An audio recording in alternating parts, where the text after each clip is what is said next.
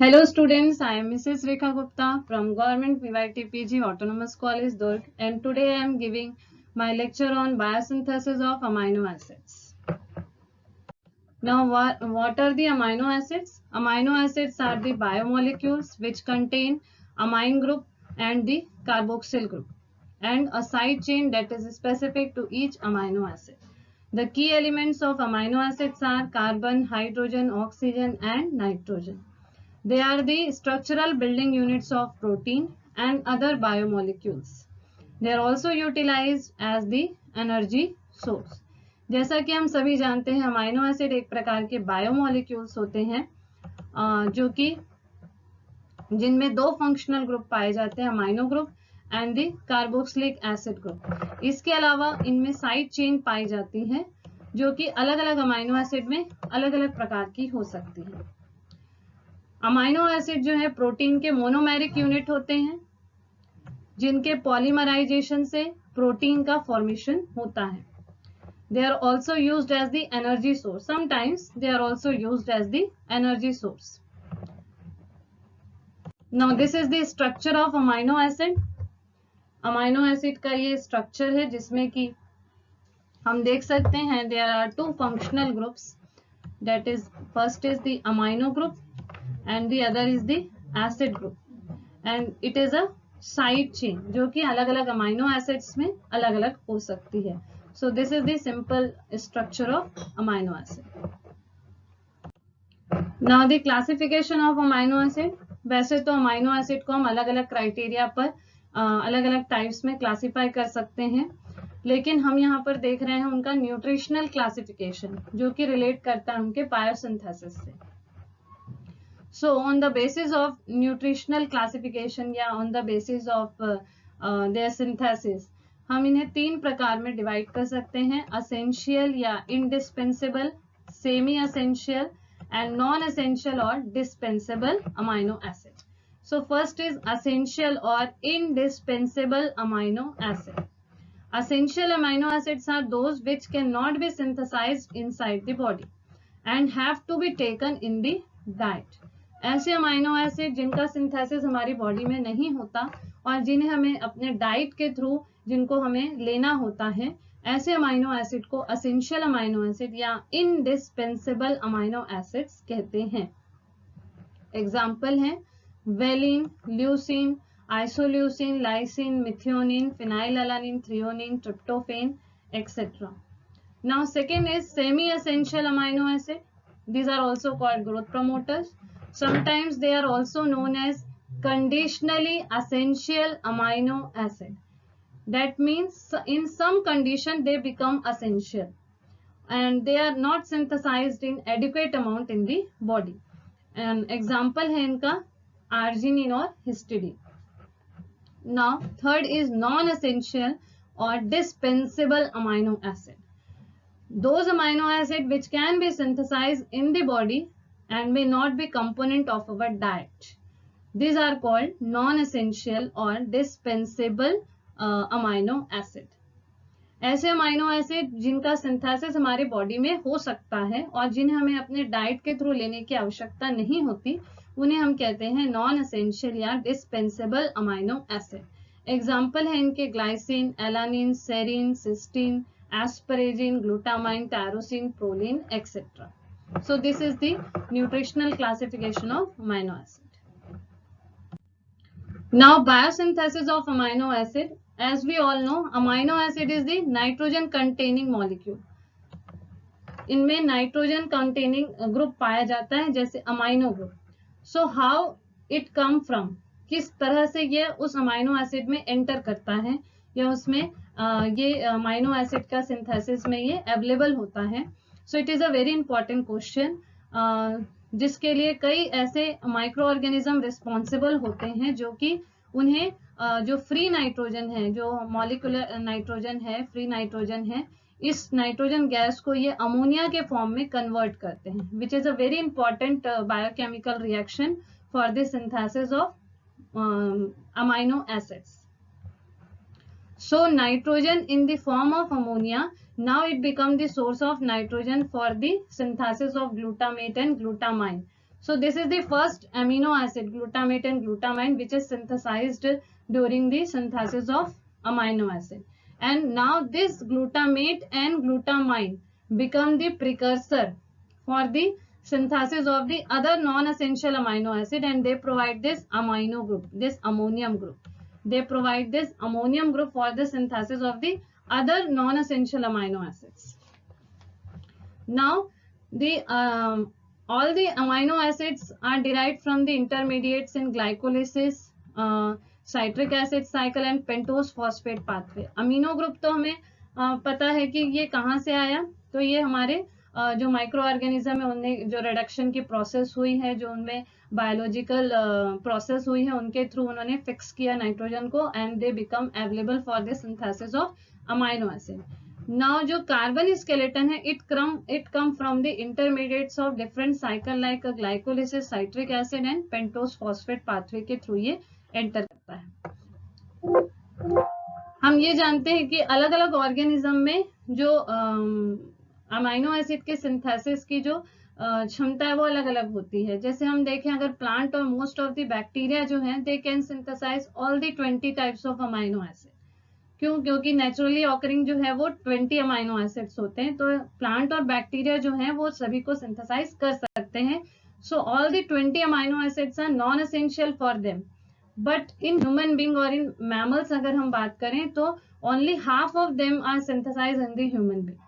So this half amino acid और the 9 or 10 amino acids are non essential for human being. So now there are the list of essential and non-essential amino acid. This is the essential amino acid and these are the non-essential amino acid. Arginine जो है, it is considered as the essential amino acid because we are unable to synthesize in our body, and but most of the जो arginine है, it come from the ornithine urea cycle के through ये हमारे body में आता है. So it is also considered as the conditionally essential amino acid. Now in non-essential amino acid, here there is a cysteine. Cysteine is synthesized from the methionine. This is methionine, and this cysteine is a non-essential and methionine is an essential amino acid. So cysteine is synthesized from this methionine.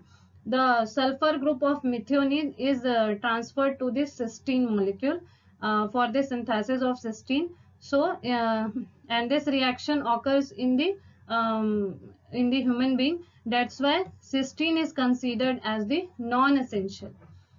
उसी तरह से हम देख रहे हैं tyrosine. Tyrosine is synthesized from the phenylalanine. This is phenylalanine and this is tyrosine. Whether it is synthesized from phenylalanine, but it is considered as a non-essential. जबकि हम देख सकते हैं phenylalanine is a essential amino acid. क्यों? जैसे ही phenylalanine का hydroxylation होता है, it is converted into the tyrosine, and this process occurs in the human being. That's why tyrosine is considered as the non-essential amino acid. Okay, so these are the some other exceptions. Now this is the overview of amino acid biosynthesis.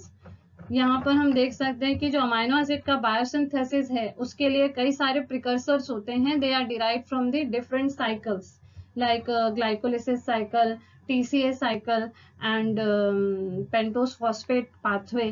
तो यहाँ पर हम देख सकते हैं this is the glycolysis pathway जहाँ पर glucose से पायरुवेट का सिंथेसिस हो रहा है. So there are different intermediates are there, 3-phosphoglycerate, phosphoenol pyruvate. So these are also act as the precursor for the synthesis of the amino acid. Like for example, जो phosphoglycerate है, it is used for the synthesis of serine, and then serine से बनता है फिर glycine and cysteine. This pyruvate is used for the synthesis of alanine, valine, leucine and isoleucine. So इस तरह से हम देख सकते हैं कि इनके जो इंटरमीडिएट्स हैं they act as the precursor. Now इन पेंटोस फॉस्फेट की अगर हम बात करें तो यहाँ पर राइबोस 5 फॉस्फेट है, रिथ्रोस 4 फॉस्फेट है. This phosphates are also utilized as the precursor for synthesis of amino acid. For example ribose 5 phosphate is used for the synthesis of histidine. and this erythrose 4-phosphate along with this phosphoenol pyruvate, it help in the synthesis of the tryptophan, phenylalanine and tyrosine. Okay, they are the aromatic amino acids.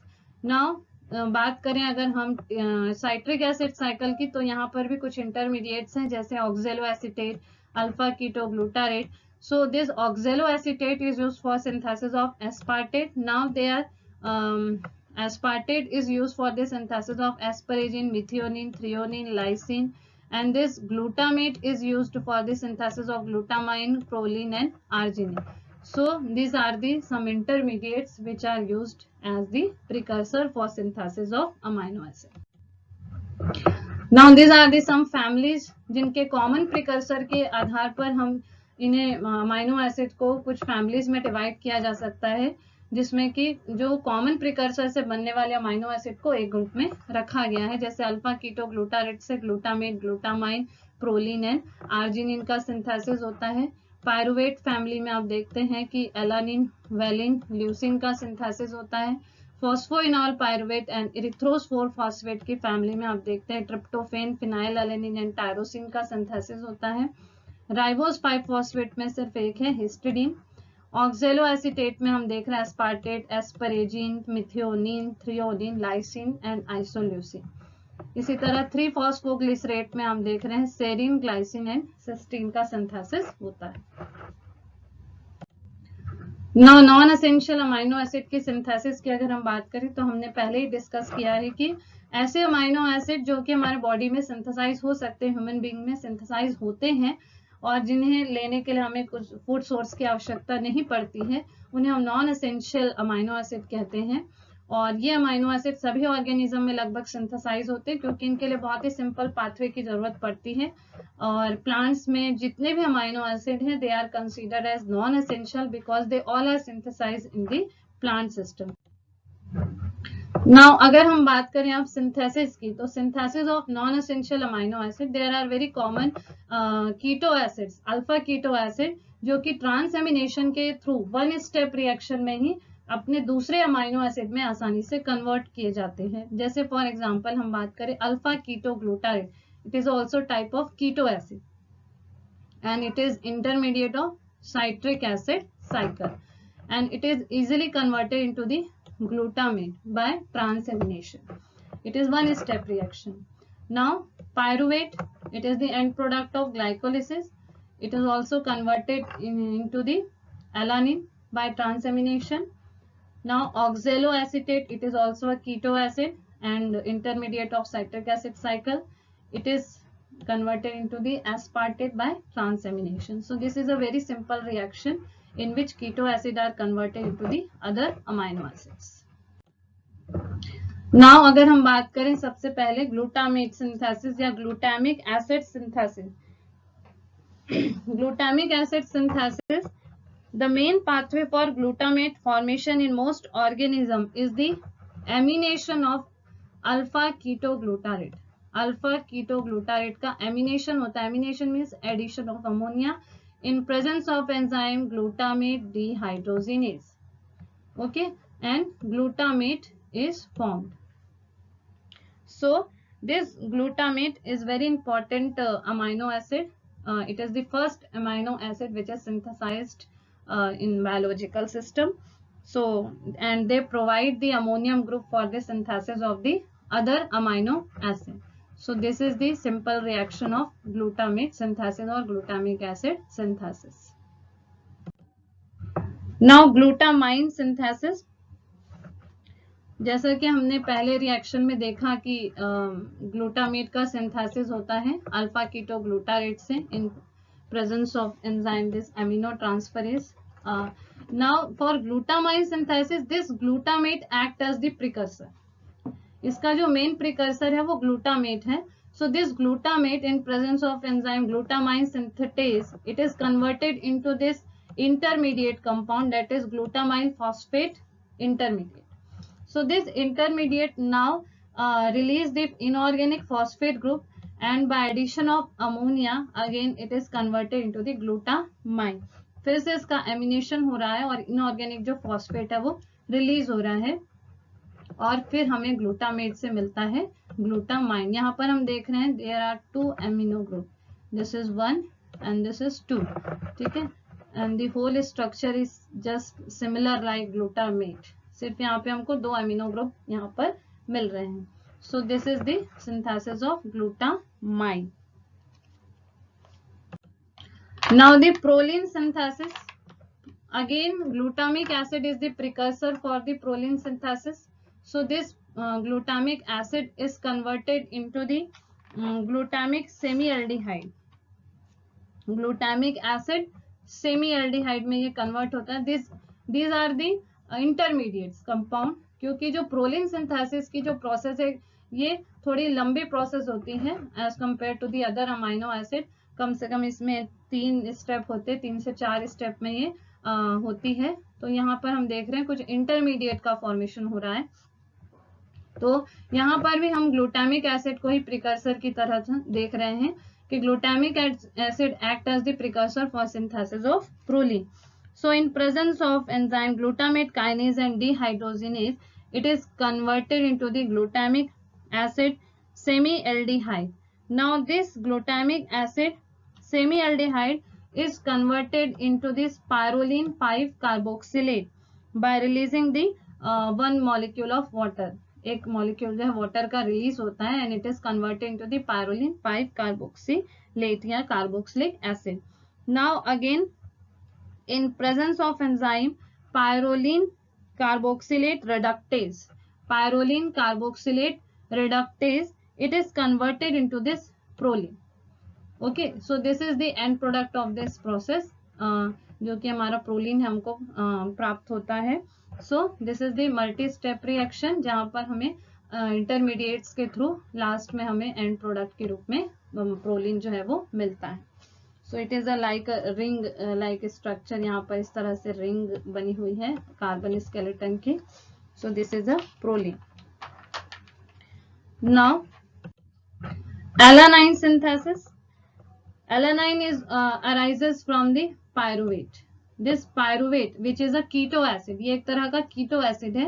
So it acts as the precursor for the synthesis of the alanine, and there is a aminotransferase enzyme. In presence of aminotransferase enzyme, the another amino acid which is maybe glutamate. So glutamate is converted into the alpha ketoglutarate and this pyruvate is converted into this alanine.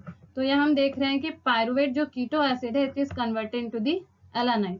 यहाँ पर सिर्फ हमको एक amino group यहाँ पर addition दिखाई दे रहा है, बाकी जो स्ट्रक्चर है वो सेम होता है पायरुवेट की तरह. तो this enzyme is called amino transferase. एक तरह की ट्रांसएमिनेशन रिएक्शन हो रही है जिसमें कि जो ग्लूटामेट है it is converted into the keto acid and pyruvate is converted into the alanine. Now asparagine synthesis. For asparagine synthesis, aspartate is act as the precursor molecule. जो aspartate है, aspartic acid है, ये यहाँ पर precursor की तरह काम करता है for the synthesis of asparagine. And this reaction is catalyzed by the asparagine synthetase, which is analogous to in its mechanism to the glutamine synthetase. Just like glutamine synthetase, asparagine synthetase जो है वो aspartate से asparagine के synthesis में help करता है. तो यहाँ पर हम देख रहे हैं एस्पार्टिक एसिड जो है यहाँ पर एक अमोनियम ग्रुप जो है वो ऐड हुआ है and it is converted into the एस्परेजिन.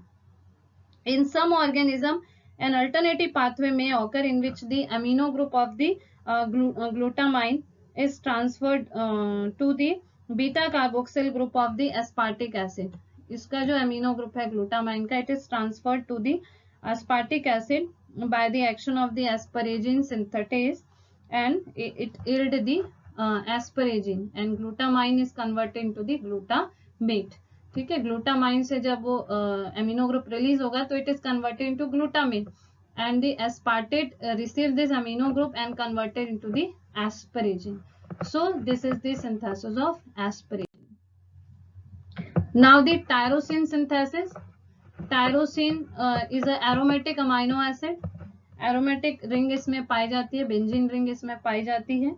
Tyrosine is formed from the essential amino acid that is phenyl alanine. So this is the phenyl alanine. जो कि एक प्रकार का असेंशियल अमाइनो एसिड है जिससे कि टायरोसिन का सिंथेसिस होता है। And this reaction is catalysed by the phenyl alanine hydroxylase. So this enzyme catalyse the synthesis of the tyrosine. तो ये हाइड्रोक्सिलेशन की प्रोसेस यहाँ पर हो रही है। हम देख रहे हैं यहाँ पर this is the structure of phenyl alanine and this is the structure of tyrosine in which only this hydroxyl group is present. बाकी जो स्ट्रक्चर है वो एज इट इज होता है, सिर्फ यहाँ पर आप देख रहे हैं हाइड्रोक्सिलेशन की प्रोसेस हो रही है and one hydroxyl group is added to this ring. Okay, so this is converted into the tyrosine. Now this enzyme जो यहाँ पर यूज हो रहा है, it is the mixed function oxygenase enzyme which require the NADPH as co-reductant and the dihydrobiopterin as cofactor. Okay, so these cofactors are also used in this reaction. Now the biosynthesis of serine. Serine जो है इसका synthesis हो रहा है 3-phosphoglycerate से। This 3-phosphoglycerate is act as the precursor for the synthesis of the serine. जो 3-phosphoglycerate है, it is the intermediate which is formed during the glycolysis pathway. So this 3-phosphoglycerate is converted into the 3-phosphohydroxypyruvate in the presence of enzyme phosphoglycerate dehydrogenase. Okay, now this 3-phosphohydroxypyruvate is converted into the 3-phosphoserine in presence of enzyme 3-phosphoserine aminotransferase. So here glutamate is also converted into the alpha ketoglutarate and transamination reaction will occur. यहाँ पर transamination reaction होती है एमिनोट्रांसफरेज enzyme के presence में, और जो 3-phosphohydroxypyruvate है, it is converted into the 3-phosphoserine and glutamate is converted into the keto acid, that is alpha ketoglutarate. Now this 3-phosphoserine is converted into the serine in presence of enzyme phosphoserine phosphatase. This phosphatase enzyme release this phosphate group from the serine. जो phosphate group है इसको ये release कर देता है. This is the phosphate group and it is released by the action of phosphatase enzyme. Now we will get the free serine amino acid. This is the serine amino acid. So this is the whole process of the serine biosynthesis. Now the synthesis of glycine is also occur from the serine. So serine act as the precursor for the synthesis of glycine. तो इसी pathway में हम देख सकते हैं कि serine से glycine का भी सिंथेसिस होता है। तो सेरिन जो है वो टेट्राहाइड्रोफोलेट के प्रेजेंस में ये कन्वर्ट होता है ग्लाइसिन में in presence of enzyme serine hydroxy methyl transferase enzyme. Serine hydroxy methyl transferase enzyme के प्रेजेंस में ये कन्वर्ट होता है which catalyze the transfer of beta carbon atom. और ये एंजाइम जो है ये ट्रांसफर करता है beta carbon atom of serine to the tetrahydrofolate. Tetrahydrofolate जो है THF उसको ये ट्रांसफर करता है। Now it become the N5N10 methylene tetrahydrofolate में ये कन्वर्ट हो जाता है and we will get the glycine. So this is the simplest type of amino acid जिसमें कि कोई साइड चेन नहीं होती है। इसका फॉर्मूला जो है वो सबसे सिंपल होता है, डेट इज CH2NH2N COOH। तो इसमें किसी भी तरह का साइड चेन नहीं पाया जाता। So this is the formation of glycine. Now this cysteine biosynthesis, it is also one of the important non essential amino acid and cysteine जो है एक तरह इसका जो सिंथेसिस है ये मल्टी स्टेप रिएक्शन में होता है। काफी लंबी प्रोसेस होती है सिस्टीन के सिंथेसिस के लिए। And for this synthesis of cysteine methionine act as the precursor. Methionine act as the precursor for the synthesis of cysteine and this methionine is a essential amino acid. ये एक प्रकार का essential amino acid होता है। During this pathway the sulfur atom of the methionine, this sulfur atom during this pathway the sulfur atom of methionine is transferred to the cysteine. जो sulphur है इसको transfer किया जाता है सिस्टीन में। Okay, for the synthesis of cysteine. In this first step of this reaction, methionine loses the methyl group from its sulfur atom to become the homocysteine, and this conversion homocysteine, okay, so this conversion takes place in 3 or more step, और इस conversion के लिए 2 या 2 से अधिक step की जरूरत पड़ती है, which require the ATP to convert the methionine into its activated form, that is SAM, S-adenosyl methionine. Okay, now this S-adenosyl methionine is a very important biological methylating agent. ये एक तरह का बहुत ही इंपॉर्टेंट मिथाइलेटिंग एजेंट होता है जिसे हम Sam कहते हैं, S adenosyl methionine. Okay, now it is then undergoes the hydrolysis to yield the free homocysteine. जैसे इसका हाइड्रोलिसिस होता है, now it will release the homocysteine, and in the second step this homocysteine react with this serine. Homocysteine react with the serine in a reaction catalyzed by the cystathionine synthase, and it will yield the cystathionine. Now in presence of enzyme cystathionine lyase के presence में यह हमें free cysteine जो है वो release करता है, yield करता है, जिससे हमें ये सिस्टीन मॉलिक्यूल जो है वो प्राप्त होता है. ओके, इसका जब इसको ये लाइस की प्रेजेंस में जब इसके रिएक्शन होती है, then it will release the free cysteine molecule. So this is the complete synthesis of cysteine amino acid. So it is a multi step reaction. थोड़ा सा बाकी अमाइनो एसिड की तुलना में इसके जो सिंथेसिस है थोड़ी सी लंबी प्रोसेस होती है. Now the conclusion. As we all know, amino acids are very important in biological system. They play a very important role in different aspect of biological system or living system. They play a very important role in nutrition and whole body homeostasis. Besides serving as building blocks of protein, they also play a very important multiple regulatory function in cell. For example, protein synthesis, cell signaling, acid base balance है, body composition है, energy substrate है, immunity है, RNA DNA synthesis, protein degradation है, metabolic regulation, pigmentation, reproduction, behaviour, protein synthesis. So these are the different aspects of the amino acid, जो जिसके लिए amino acid का बहुत ही महत्वपूर्ण योगदान होता है. And these nutrients are very crucial for the growth, development and health of the animals and human also. So this is very important biomolecule for the living system. So now the references. Here are some references which I have used for preparation of my slides. Thank you so much for watching and listening.